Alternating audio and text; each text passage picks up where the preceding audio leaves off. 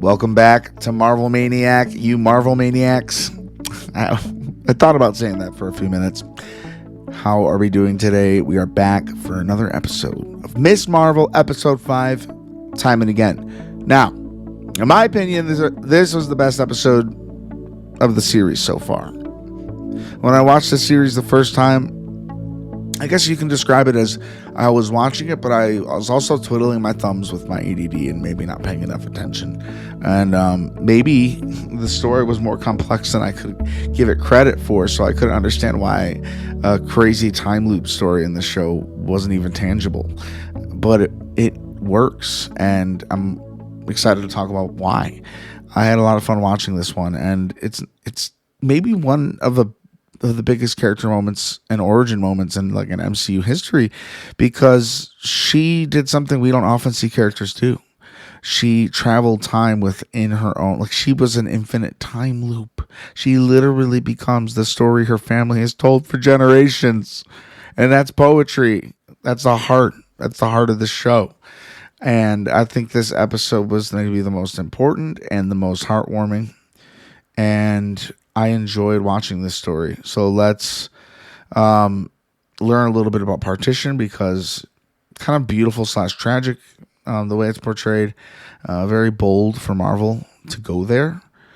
Okay, so quick history moment, because this episode actually ties into something real. In 1947, the British split India into two countries, India and Pakistan. They call it partition, and it was tragic. Millions of people had to leave their homes overnight just because of their religion. People were literally running to trains, like you saw in the episode, to escape, hoping to survive, just hoping. Families were separated, and there was a lot of violence and heartbreak. What Kamala walks into at the train station, it's not just Marvel fiction.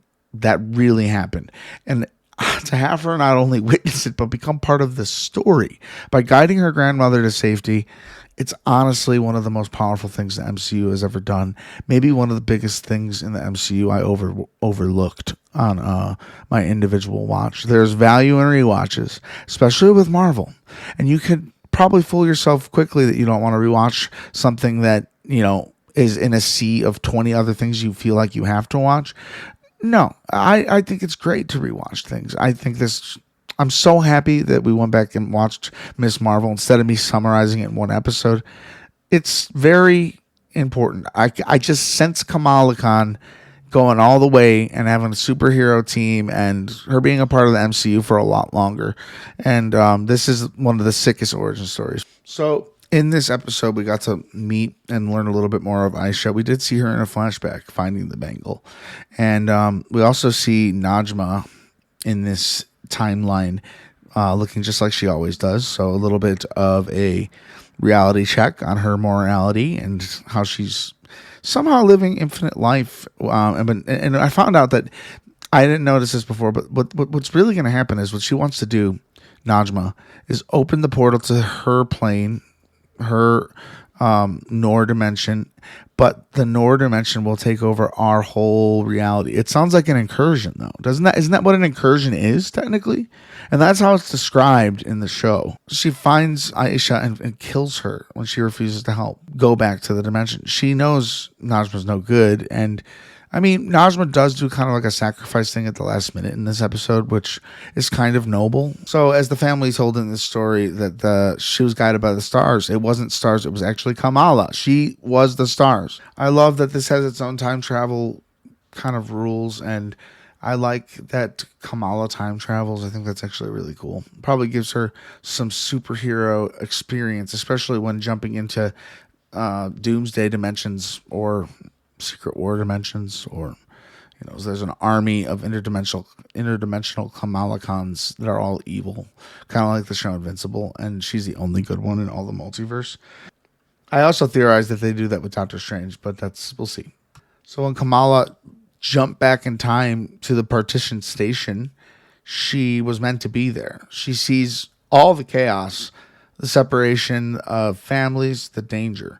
You could just say that Kamala kind of puts together what's happening as she's moving along here, a little bit shocked, but also with motive, because she finds young Sana and she holds her hand and she guides her with her light platforms. This is the fixed time loop. it was always Kamala. And anyone wondering, kind of like I was, she didn't break time. She fulfilled it. This wasn't time breaking like multiverse issues. There's no branching timelines. This was always meant to happen. Hence, there's no TVA to get involved in this. This is meant to happen. Like, this is infinitely meant to happen. It's kind of like Prisoner of Azkaban, Harry Potter, time travel rules. If you want to look at it that way. Like Harry casting that Patronus across the lake. You don't know what's in. Spoilers! Sorry if you haven't seen read Harry Potter and maybe you're waiting for the new HBO series. So I'm happy that it didn't like break rules and like have this show be like the one exception to our time travel rule. There's a lot of rules. Like that, it's similar to how Doctor Strange lost his heart and not his hands in What If. One of my favorites of all time. So Najma's sacrifice and the veil. After Kamala returns, the clandestines try to open the veil because there's almost a portal already there. I don't know if it's because Kamala time traveled. That's what I kind of took away from it. It's unstable, though, and it's destroying... Like, the first lady who runs to it just gets destroyed. And Najma, she realizes through Kamala, because Kamala's yelling at her, like, about what she did at Partition, one, to Aisha, and what she's doing to Kamran, and she's leaving him.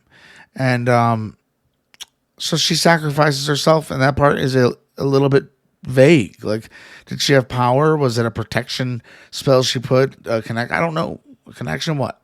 Anyway, that's like the end of Najma. It was very abrupt. Back in Jersey, Kamran awakens, and he has a final scene. It's the final scene of the show with Bruno. Kamran and Bruno. They never really teamed up. They kind of acknowledged that. Suddenly he can manifest Nor powers. Like the same powers as Kamala Khan with the fist and the glowy, awesome powers they give her. And that's brand new in the MCU. You know, I'm sure that's assumed, but if you didn't know, in the comics, she actually goes like Reed Richards, kind of like stretchy. She would actually make her hands really big. But this goes kind of a different direction with it, with the bangle as the explanation. Peak storytelling, chef's kiss. I love it. Bruno's okay, but we're seeing the setup for Kamran versus Damage Control. That's next week's episode. And, you know, I think Kamran and Bruno, if they had a little more time together, I don't know. I forget what happens in the next episode. For some reason, I feel like Kamran takes Bruno hostage or something. I'll be honest. The last episode, I remember it being very, very eventful. So I'm sure we'll see. It's me from 2 years ago doesn't remember as much. But I was a little lost on this episode because I was like all over the place. So I'm really enjoying this. And I got some predictions. You know, what impact does this have on the MCU actually? Is Kamran's new powers? Does that make him a full clandestine? And will he become a villain or an ally? Well, I hinted towards that a little bit. There's a lot of cool moments in the next episode. I say that's what I remember most from my watch. So I'm excited to talk about that one with you guys. And the Nor dimension. Why haven't we heard of this before? How many dimensions exist in the MCU? We got the multiverse with Doctor Strange. Shang-Chi has his dimension. Iron Fist has one. And now Loki is at the center of another dimension, which is technically the middle of the multiverse, keeping it alive. I think it's really good and important that Marvel talked about the partition and its significance.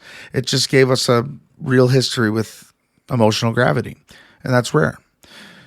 This makes Kamala more than just like a fun teen superhero. This episode makes it for all of us.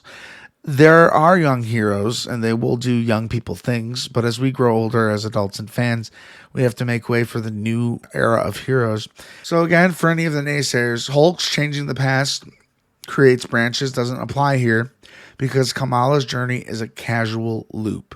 What happened always happened. No timeline split whatsoever.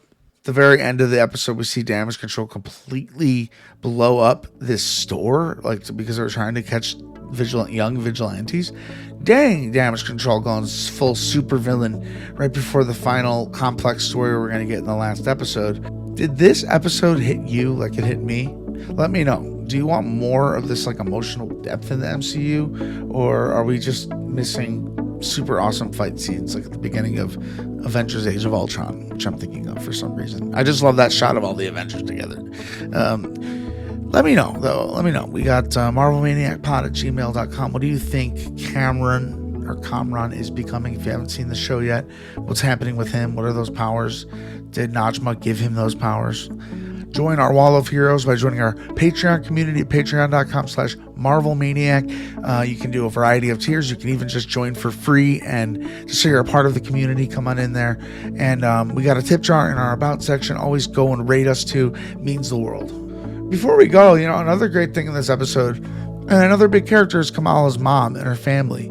And in this episode, she's finally earning the trust of her mother, because her mom learns that she's the light girl, aka Miss Marvel. That's generational healing with her grandma, and her mom. That partition scene was great. I can't imagine how much of the budget went into it.